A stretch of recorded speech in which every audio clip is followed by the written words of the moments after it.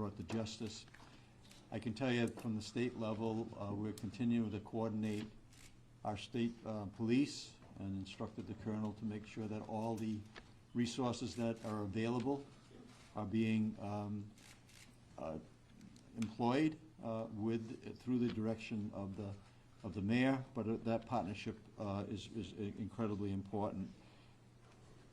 I also know that the schools are not only being impacted on the higher education in Providence and also the K through 12, but I also have heard and have been in contact with our Commissioner of Higher Education, Shannon Gilkey, along with our Commissioner of K through 12, Angelica Infante Green, to make sure that we are reassessing all safety issues in all our schools in the state of Rhode Island, and more to come on that.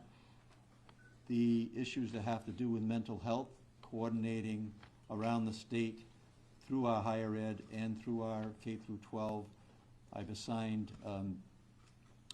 Director Rick Leclerc to make sure that they're coordinating all of the social services, all the mental health help that's out there, so that we can kind of also deliver that on a statewide basis.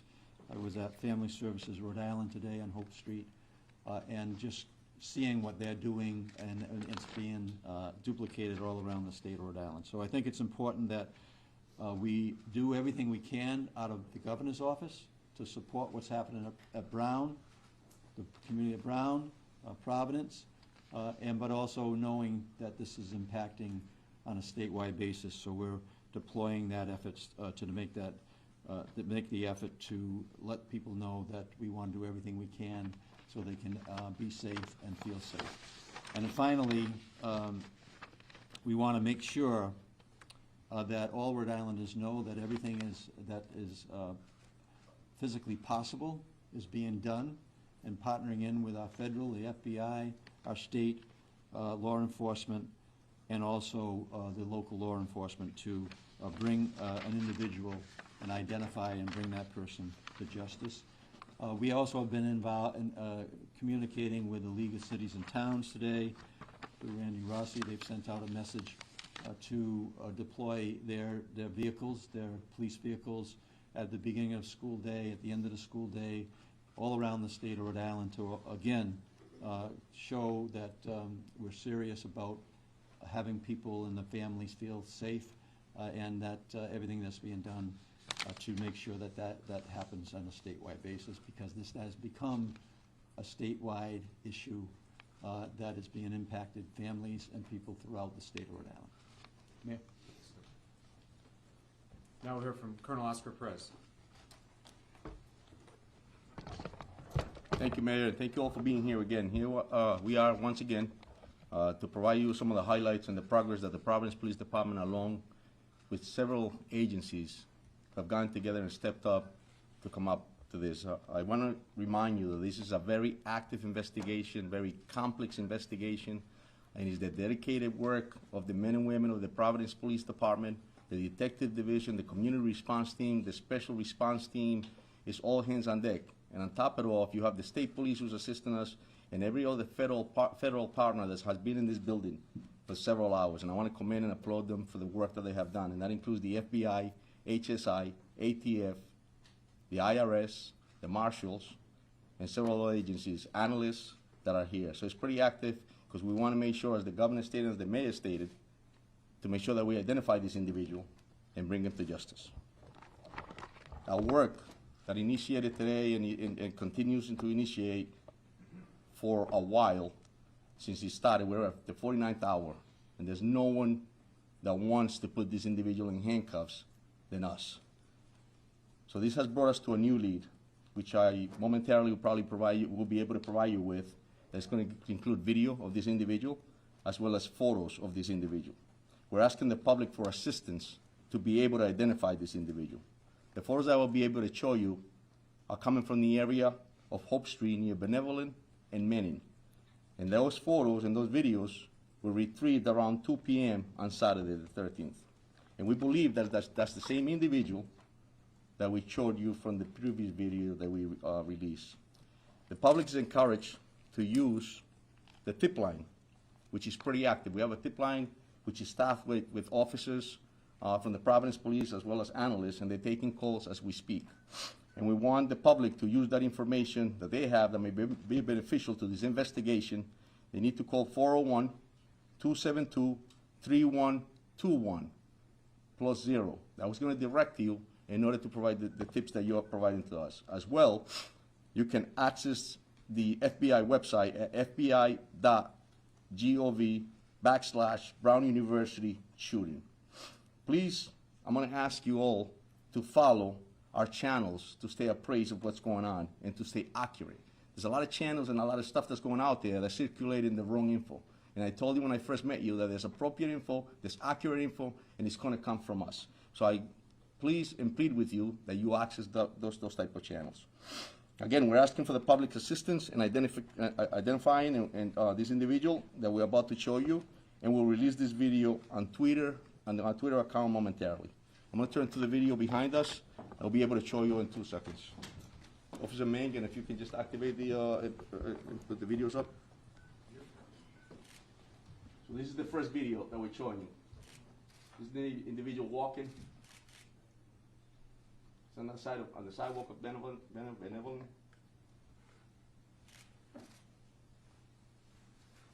And this is prior to the incident. Here we go again with this video too, Mike. Again, you see him walking.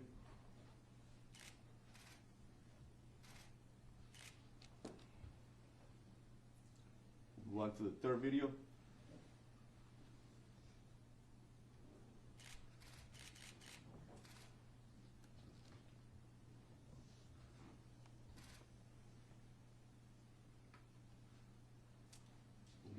This is some photos of this individual.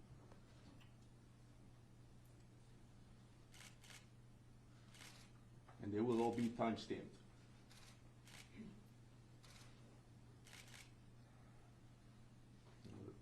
The last photo.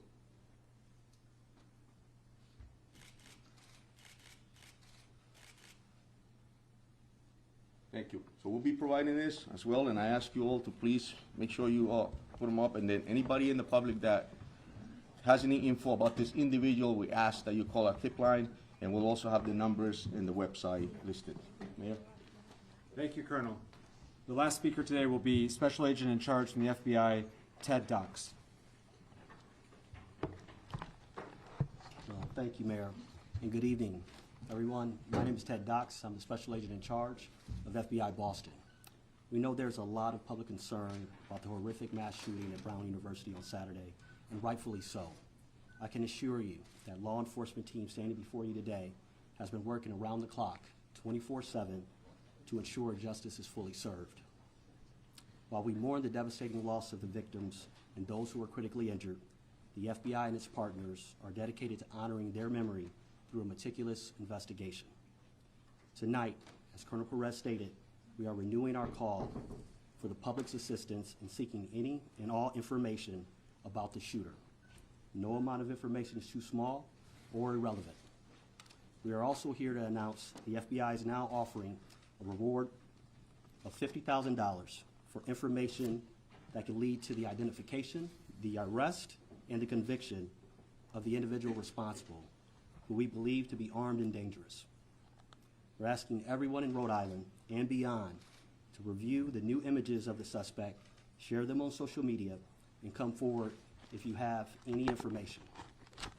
You can contact the FBI at 1-800-CALL-FBI or the tips provided by the police department at 401-272-3121, or you can also provide tips electronically and submit it to tips.fbi.gov. We're also doubling down on our efforts to obtain images and video of the shooter. Those can be submitted online at fbi.gov/Brown University shooting. Our agents and analysts are fully embedded with our law enforcement partners, including Providence and Rhode Island State Police. We are tracking down leads, canvassing neighborhoods, and developing intelligence. And right now, our evidence response teams remain on campus processing the scene. And folks from our lab from Quantico are documenting the trajectories of the bullets to reconstruct the scene. It's painstaking work, and we are asking the public to be patient as we continue to run down every lead so we can get victims, survivors, and their families, and all of you the answers you deserve. Thank you. Mayor, can you tell Chief Foster to say a statement in Spanish, please, for the Spanish media? Yes. Colonel. Gracias, sí, verdaderamente estamos acá esta noche para demostrarles los highlights del progreso que hemos hecho en el departamento y quiero identificar que es una colaboración del Departamento de la Policía de Providence, el personal de este departamento, también incluye las policías del Estado, obviamente los federales, partners de nosotros, como el FBI, el HSI, el ATF, el IRS y también la oficina de los Marshals también están incluidos. Acabamos de mostrar 3 videos los cuales depictan lo que es esta persona que estamos buscando y le pedimos al público que verdaderamente si ven estas imágenes y lo conocen a la persona, que llamen a los números que le acabamos de dar y te los puedo dar cuando terminemos acá para que ellos nos den esa información y así nosotros tener la posibilidad de identificar a esta persona y traerlo a la justicia. Colonel, Dan, go ahead. Hi, Mayor Dan Jady from NBC 10. I just want to ask a question. These videos and images were actually very good that you just showed. They were from the day before, and I'm just wondering, why didn't we release these a little bit earlier? Did you just get them today? And can you explain? Because that's going to be a question from you. Of course, and that's a great question, Dan, and I'll tell you that it takes time. I've mentioned it before that investigations are very complex. And when you're doing canvassing areas or when you're developing evidence, sometimes you get directed to another direction, and then that's what makes you go back to certain areas and continue to investigate. Here we are at the 49th hour, but I got to commend the dedication and professionalism of all of us that I mentioned earlier, because it's that passion to bring someone to justice that led us to get this info that we got today to be able to provide to you. Colonel, you Sit still in. leading the investigations? 1 second. Sorry. With these images and videos, are you all going to distribute them to the media and distribute them? 100. And then, you are. Sorry, yes. Mr. Attorney General, yesterday you made it clear we didn't have an image of this person's face. Now these images show we do have this person's face. Is this going to be key in solving this case, which you seem very dedicated in doing? Yeah, look, I think, as I've said multiple times today, that these investigations are like threads that you pull on a garment, and some of them you pull and the garment doesn't open up, and other ones you pull and the garment comes undone. I think when you go out and get a better image of the person's face, that can only help the public, help us identify this person and confirm that they're the right person when that time comes. You know, the prosecutors today have been working with the law enforcement agents and police officers to advance this investigation, and I would describe today's work as making steady progress to identifying the person that we saw in the video that was released yesterday, and the sooner we can identify that person, the sooner we can, I think, blow this case open. But that's work that has to happen in the next 24 to 36 hours. Mayor, Until led you to believe that there was no further threat to the community today. You mentioned yesterday that there was no additional evidence. Can you just expand upon that to? Yeah, it's the same as yesterday, which is ever since 4:05 on Saturday, which was when the first call came into Brown. There's been no new, credible, specific threat anywhere in the Providence community With respect, having Mayor, anything. there was no threats made prior to the shooting, so how can people feel safe with that information? The way in which we are trying to reassure our residents is through a noted, visible police presence throughout the community. It is going to be hard for my city to feel safe going forward. This has shaken us. That will be true tomorrow. I suspect that'll be true the day after the general convicts someone. This is a process to restore a sense of safety. But we're going to take those step at a time. And the first step in what we're trying to provide today, and which we did well with the assistance of our neighbors, and we're grateful for it, is a noted, visible police presence to provide some confidence for families that are taking their kids to school, people who have to get to work a shift. You know, I spent lunchtime today walking down Thayer Street, and for our guests, Thayer Street is the commercial district right adjacent to campus. And I talked to one of the women at Antonio's, which some of you know is a pizza by the slice joint, and she said, I didn't want to come to work today, but I needed to work. I needed to take the shift, and that's a very real thing happening in our community right now.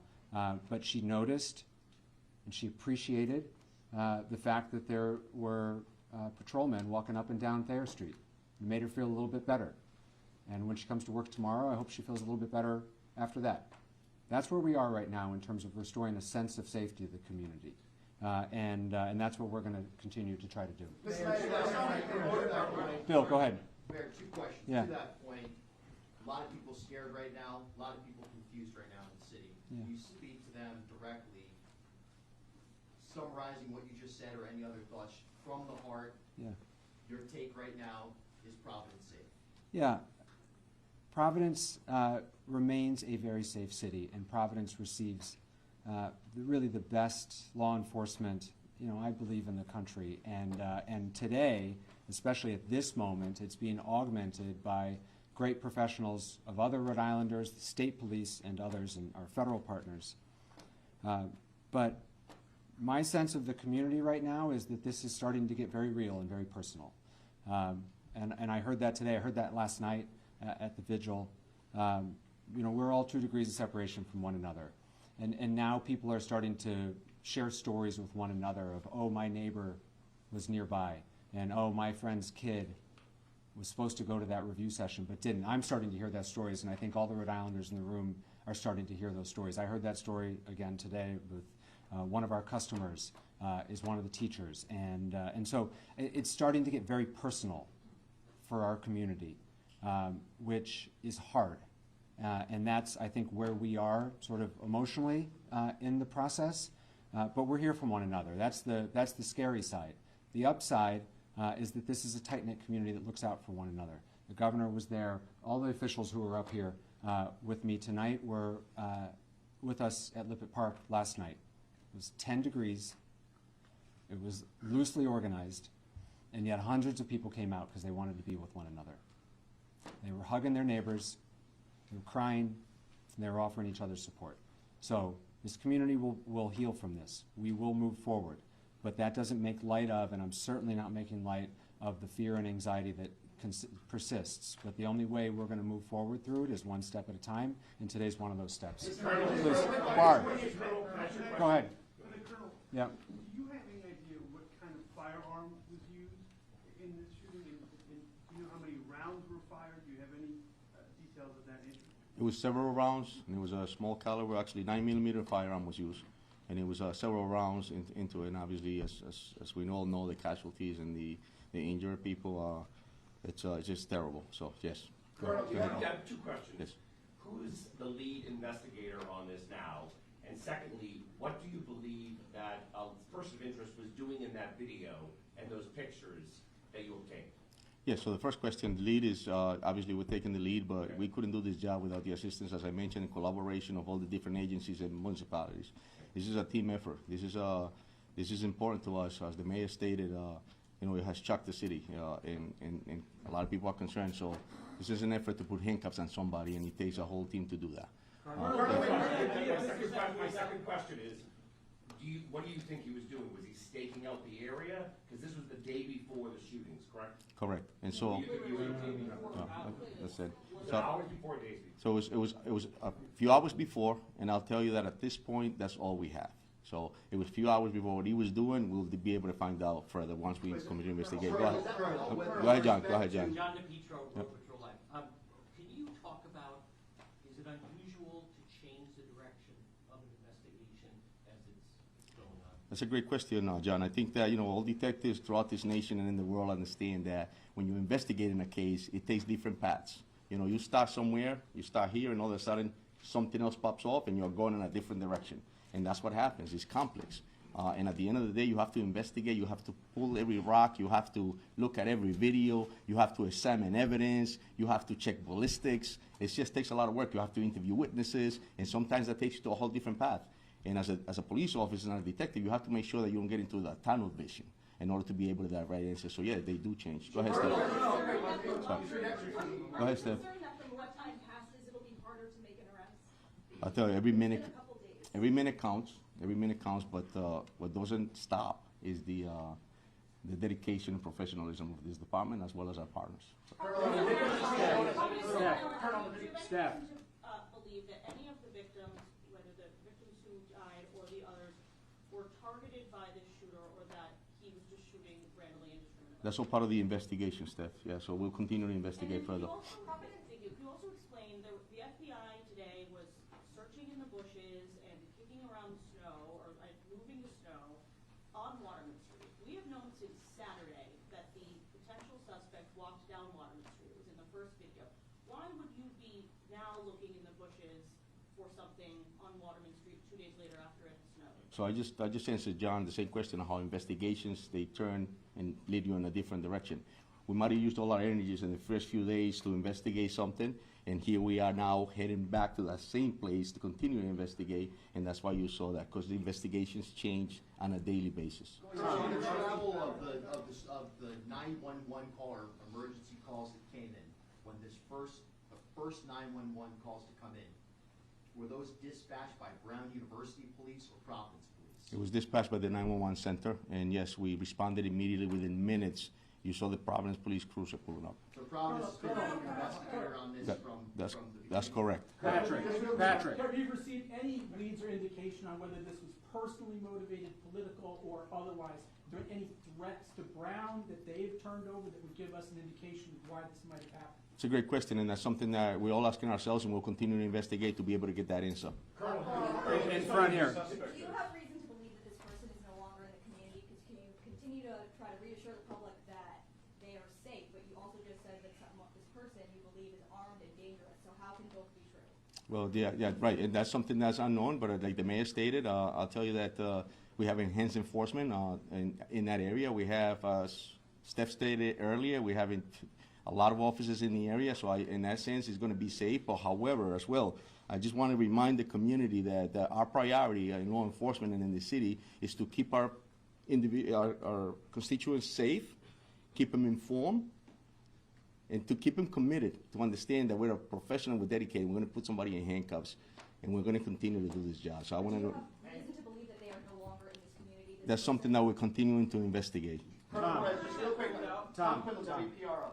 On the trajectory of where this guy went from the video that you saw, where is the last place that you would you have clear video of seeing him? Is it like, are you still getting video from houses in that area? And Colonel Weaver, just real quick, in terms of the state's response, how much enforced patrol? We know about the enforced patrol in Providence, but are you putting throughout the state to keep the highways, keep an eye on the highways?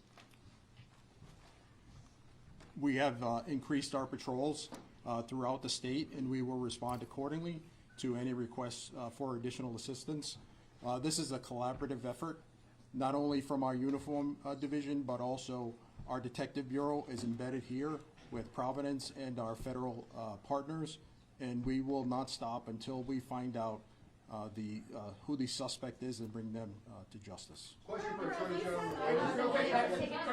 I just want to clarify something, because it seems that we're a little confused as far as the video itself. It says 2 p.m. It was their day off 2 hours prior. So where? 2 p.m. Yes. Based on the picture that video. Let me just finish with the. Go ahead. Thanks, Tim.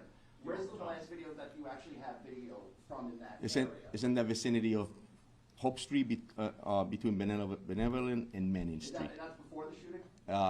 That's correct. Yes. 2 hours, right? Yeah, 2 hours prior. Yes.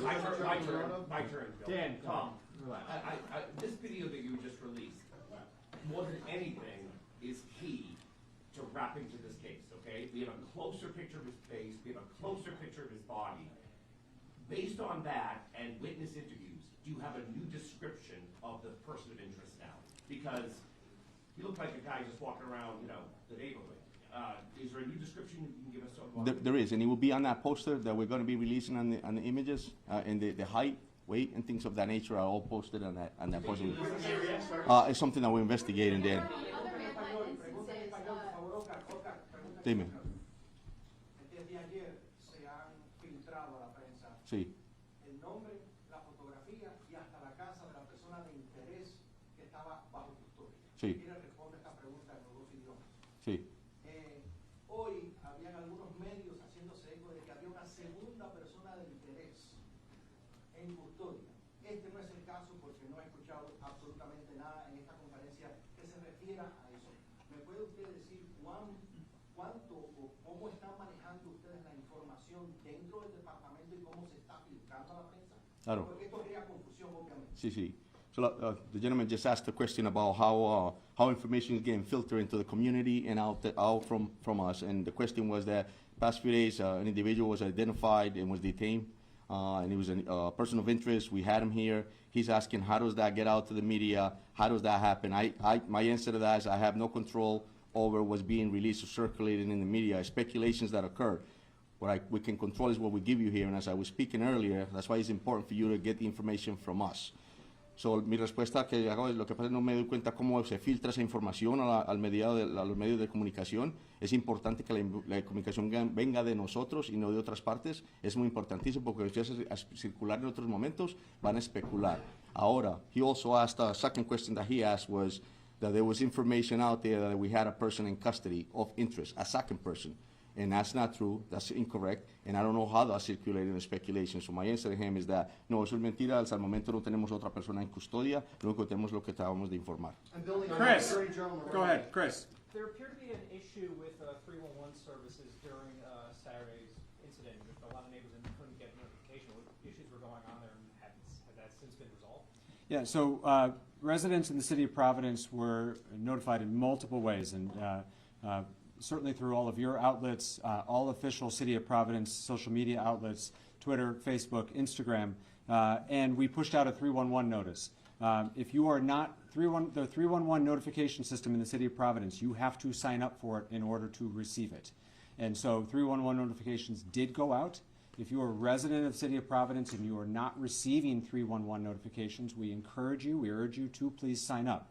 You can do so at the city's website. 311 notices have continued to go out throughout this entire incident, including up as recently as today, this afternoon, to clarify a false report with regard to a report of shots fired, which was found to be unfounded. We sent out a push notification through 311 to reassure people because in this day and age, there's a lot of misinformation. A lot of people are getting reports through non-official channels and are getting anxious as a result of it. And so 311 notifications are working fine, but you have to register for it. And you have to opt in for text messages. If anyone needs assistance for how to sign up for 311, if you are not tech savvy or if you are having problems, you can call the phone number 311, and we have staff available who will help register you. For all of our community, please know that there are always bilingual individuals to take those phone calls. Mr. Attorney General, real quick, you were on CNN this morning talking about, Mr. Attorney General, you were on CNN this morning talking about the person that you spoke, the person of interest from yesterday was here. We have not heard that here today. Can you talk about, is that person of interest still here in the state? Who was he? Was he from Wisconsin? Just, Yeah, I think, as I said last night, for those of you who were here, I thought it was really unfortunate that this person's name was leaked by somebody. Is he clear? Well, let me finish my answer. Was leaked, excuse me? Why you finish the answer? Just answer his question. No, I haven't finished it yet, Ronaldo. So I'm going to finish it. So the person who was held, it was unfortunate that his name got leaked because it's one of the reasons why we use words carefully, and detaining someone because they're a person of interest is different from having a person in custody that you're gathering evidence to charge. I mean, that's a place in an investigation that eventually you get to, but we weren't there with this individual. So it's hard to put that name, back in the bottle. He has been cleared. He is not a person of interest any longer. The investigation is now focused in another direction.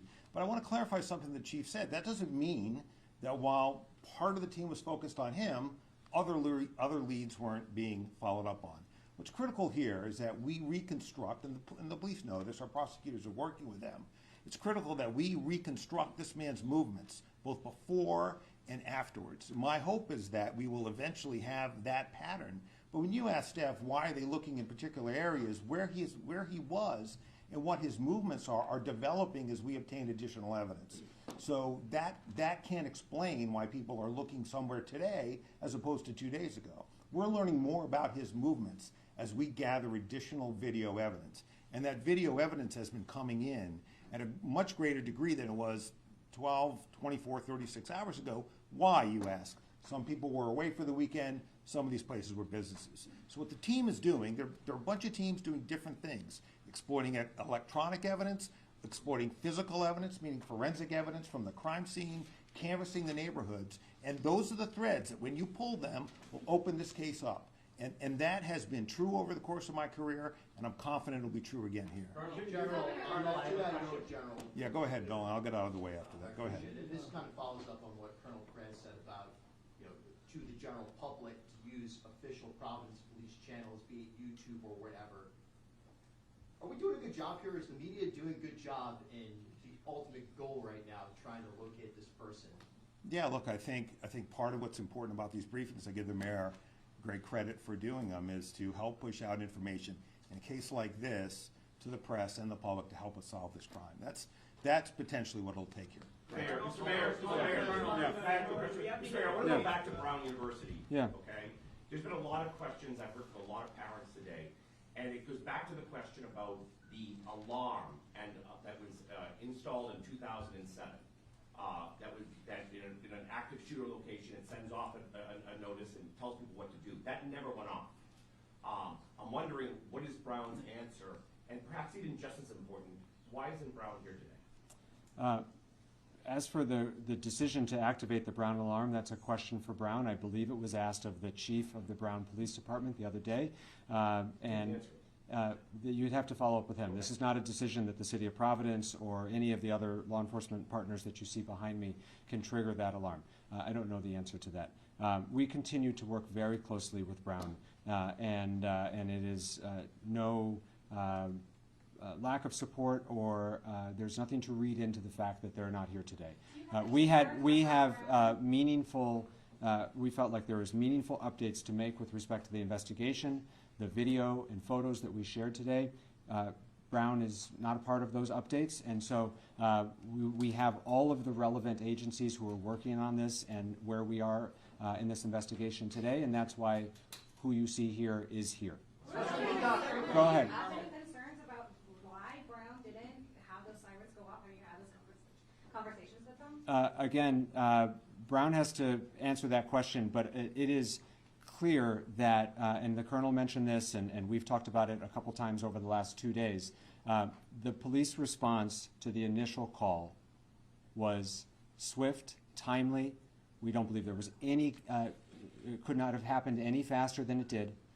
And so I can't speak to, honestly, don't know a lot about their alarm system, and you'd have to ask them about it. But in terms of our response, it was nearly immediately. There's a lot of presence in that area, and Brown PD responded very quickly. In all due respect, we can't ask Brown if they don't show up. Well, you have their contact information, and I would encourage you to reach out. Please, straight back.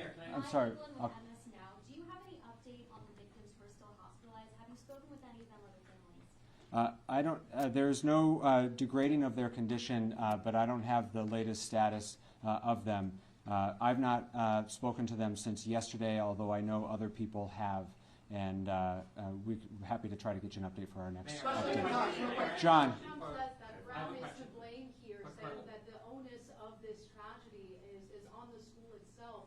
Do you think that's a fair criticism? Do you disagree with what the president is saying in response to this shooting, sir? Who's the question for? I'm sorry. For Governor McKee. Repeat the question, please. President Donald Trump has said that Brown University is to blame for this shooting and saying it's the school's problem. Is that a fair criticism, or do you disagree with what the president? I don't think it's fair criticism. Can you expand on that? Why not? Because Brown University is not collaborating with you guys. You're lying to the press over here. They have facial recognition. We know that because they follow the student, they follow everybody in the neighborhood. We've been in Facial conversations. recognition. They need to release that data so everybody know who the guy in the video. We got the video Saturday. Why you guys release the video today? I think I answered the question. All right, guys. Listen, John, please, just for a second. A couple things. First of all, Brown University and Brown Public Safety, Brown Police Department has been a close collaborator throughout this process. I do not accept that criticism. Come on. We know that. Secondly, everyone you see behind us, we've all been working for now 49 hours. We're tired. We're serious about the task at hand. I know all of you have been working very hard, and I suspect all of you are just as tired. The press has been a great partner in pushing out relevant, factual, timely information, and we are grateful for that. This crowd has grown a little bit over the last 48 hours, and I know that people are weary, and so I'm asking, please, for a little bit of patience and grace, and we have been fully transparent. We continue to answer your questions. We will continue to do so. But the best way to inform the public and to ask for their help is for these opportunities to not degrade into baseless accusations, and we will point them out when we hear them. John, go ahead, please. Question to the Colonel. Colonel, we learned, you revealed that the shooter used a 9mm. Now, there's a report the shooter yelled something right before his shot came in. Could you tell us what that was? Yes, part of the investigation, Johnny moved, yeah. Now, the only reason I ask that, though, is, for instance, like with the Unabomber, his brother recognized the writing. So it's possible a friend or family member might recognize if the person said something that was significant. Correct. So that's why you don't, other than the 9mm, is there anything else inside that auditorium that you can tell us? No, that's correct. And listen, like I said earlier, investigations will bring us to evidence that we need to collect in order to be able to prosecute. But he did yell something. With that being said, we're going to continue to collect evidence, and if it leads us to something to that nature that's going to be extremely helpful for us to identify somebody, we'll be the first ones to put it out. Alex, Go ahead. Alex. With how much time has elapsed at this point, do you have any evidence that indicates that this person is getting help, or are they a lone wolf in the situation? Yeah, so we'll continue. Those are great questions, Alex, and I think that's something for us to continue to investigate. This is active and it's complex, and so that we may have an answer to that they by themselves, but that's not something that we have ruled out, and we won't do that. So. To the left here, please. Are you for both a living or potentially deceased person of interest? We don't rule anything out. Like I told you earlier, this is a complex situation. It's fluid, but we'll continue to do our job in order to be able to get those answers. Straight back, please, back. You were describing the suspect, or the person you look for, as someone in his 30s, and then you said 20s. From what you've seen, the picture that you've seen, can you now, through FBI profiling that's been done, give us a better age and whether or not he has any connection at this point, 49 hours later, to that classroom, that lecture hall, and to the Brown University campus? Can you say that lecture hall was targeted? Because he didn't, we saw the video of him going around the neighborhood that you just showed us, but he didn't go anywhere else into that campus. So can you say that that classroom was targeted? I'll tell you that what I can tell you is that this individual definitely targeted the Brown University, because clearly that we're here speaking about that. And I can also tell you that obviously it's something that we're looking into as far as there was anything else that he was targeting, but it's all open. Was there another question to that part? I asked you about the approximate age, because Yeah. this is the first time we're seeing his face, and just like with the marathon Yes. bombers, when the authorities finally put those pictures out, Yes. within hours, Yes. those people came up. So now that for the first time the nation is seeing this image, Correct. frontal image of this suspect, Yes. what are you able to, and the SAC from Boston especially, what are you able to now determine?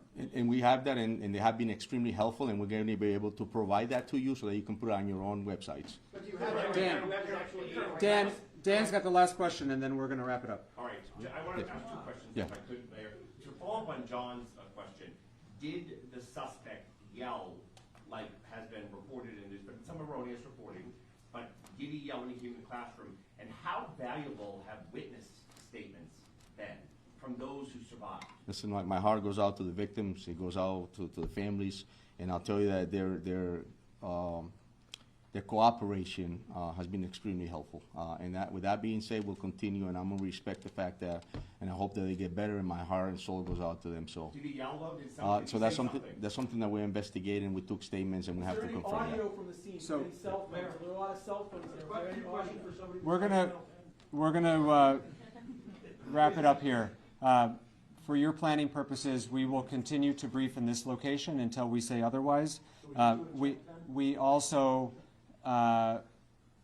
unless there's a significant update, we don't expect to brief further today and expect to do this again tomorrow. Obviously, it's subject to change. Please make sure you're on the press list. If you're not, you can see Josh. That's how notice will be made. But for your planning purposes, that's our expectation. Thank you all very much.